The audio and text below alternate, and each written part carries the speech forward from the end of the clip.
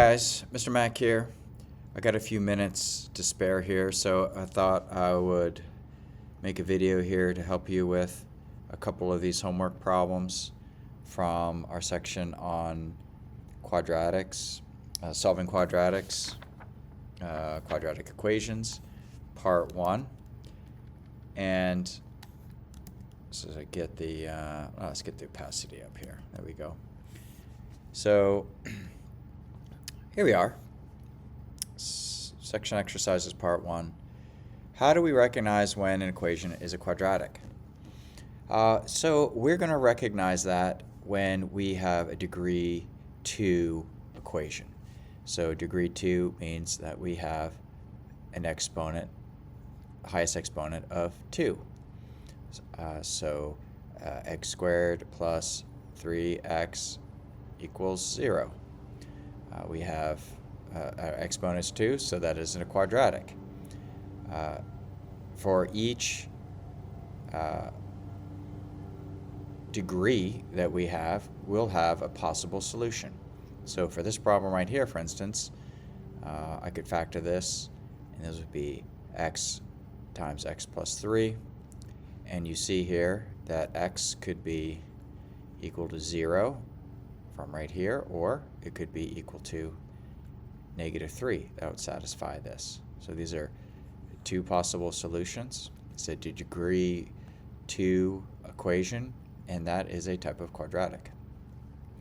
Number 2, when we solve a quadratic equation, how many solutions should we always start out seeking? Explain why when solving a quadratic equation in standard form, like this, we may graph the equation and have no zeros, no x-intercepts. Okay, so quadratics, we'll see this more in some future units, but quadratic equations, if we graph them, they look like parabolas. And what we're doing with the equation is when we solve them, we're saying, okay, well, when is the equation equal to 0? So notice it's a 0 here, and these all have the x's in these terms. So what we're doing here is we're saying, hey, when is y going to be 0, right? So y is 0 on the x-axis. So you see how I have two possible solutions here? There's two places where the graph crosses the x-axis. That's when y is 0. So we should always think about, because as I said before, it's a degree 2 equation, a quadratic could possibly have two solutions. We start out seeking two solutions. But it's possible that we don't get two solutions. It's possible in our quadratic that we get exactly one place where the graph hits the x-axis where y is 0, so that would be one solution. So this is two solutions here, and this would be one solution. And so where would the graph have to be for it to not touch the x-axis? That's the place where we would have, that's an ellipse, where we would have no solution. So let's just make a rough graph here. If I had something like this, and a parabola, and it does not touch, this would be 0 solutions. If I am graphing an equation of y equals x squared plus bx plus c. Okay, so let's do some factoring here in order to solve these equations. We spent a lot of time doing some factoring because now it's time to apply that with solving equations. Here I have a trinomial. It's already in standard form. This time we see it's set equal to 0, so I have an equation. So leading coefficient here is 1. So we're just going to set up our binomial. And we know the first term has to be x. And now we are looking for the factors of -21 that add to 4. So I hope you see that would be 7 and -3. Okay, 7, -3, -7, 3. -1, 21, and positive negative 21 and 1. Those are the only possible factors of negative 21. But 7 and negative 3 are the only ones that add to 4. If I were to FOIL this, right, if I were to distribute this, I should get the same trinomial. So now we are going to use the multiplicative property of 0. That means anything times 0 is 0. So if I make this whole quantity 0 right here, it doesn't matter what's in this one, because 0 times anything is 0. Same with this. Anything in here, if I can make this 0, doesn't matter what's in the left quantity, anything times 0 is 0. So we just set these equal to 0 and solve, and that tells us what x value gives us 0. So -7, and then for this one,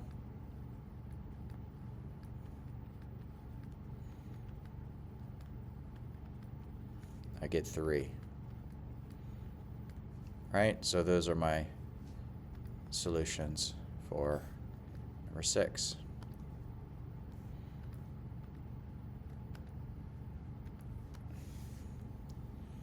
Next problem. Okay, x squared minus 9x plus 18 equals 0. What are the factors of 18 that add to -9? Set up my two binomials. Okay, so let's see. This is a positive 18 and this is negative. That means both terms have to be negative. And let's see, 3 and 6, right? Set them equal to 0.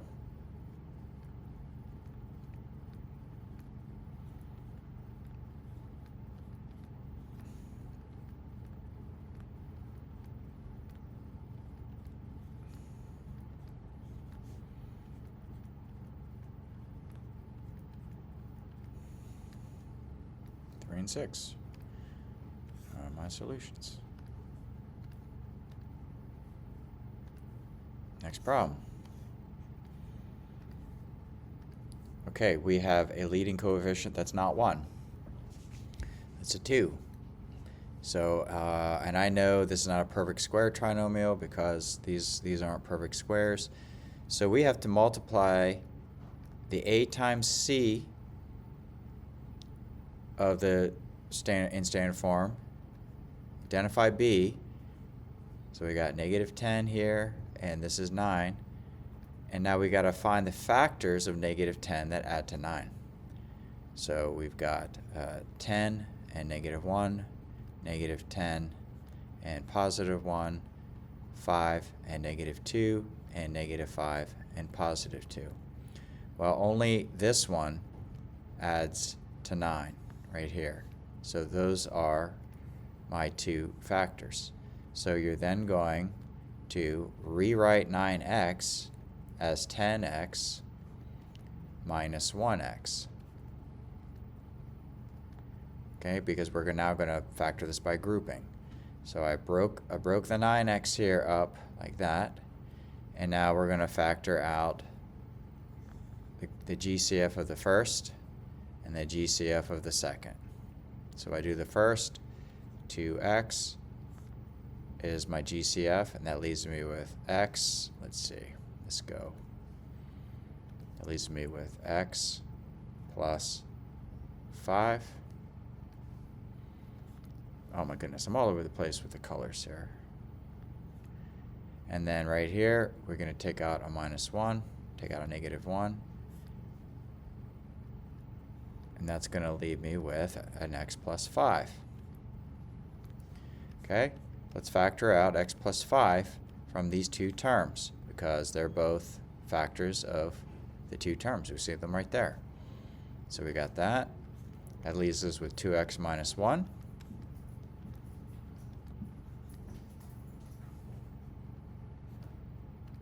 And now we're going to set these equal to 0.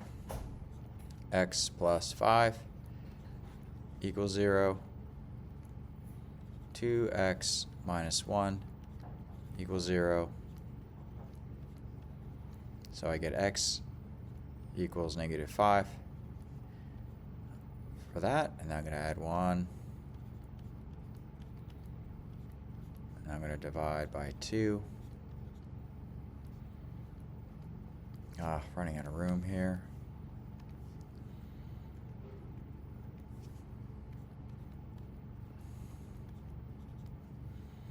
So x is -5 or 1/2. So I get two solutions for that.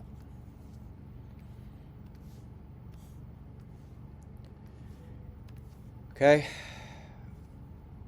there's that.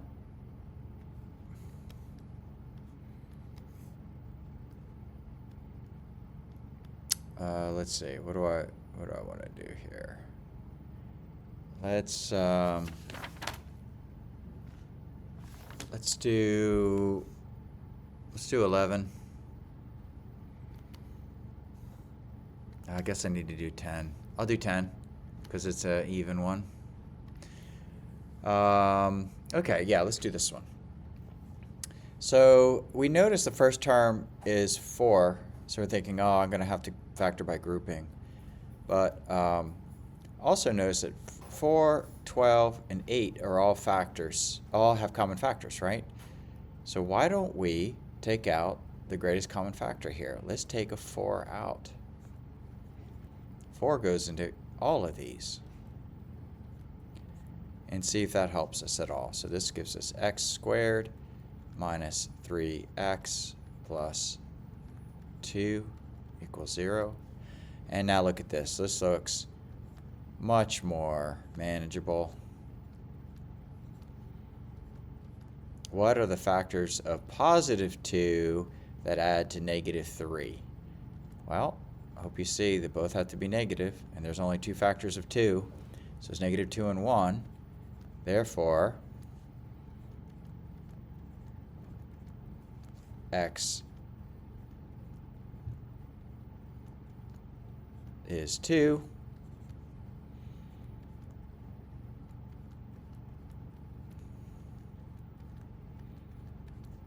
X is 1.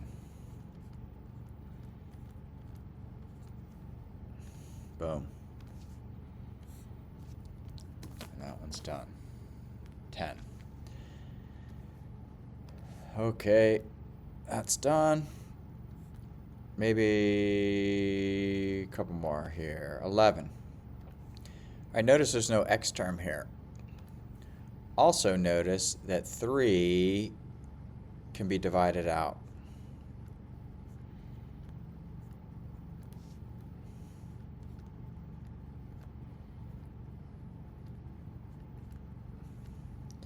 Okay, what do you recognize here?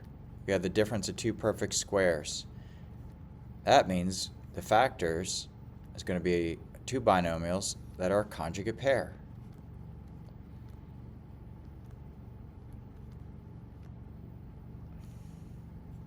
X plus 5, x minus 5. Set them equal to 0. Solve for x.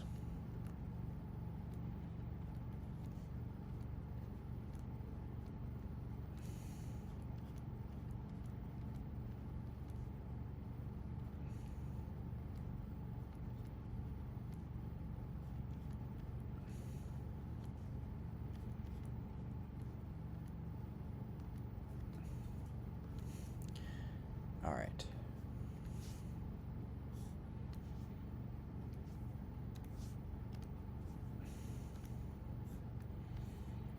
And I think, should I do one more?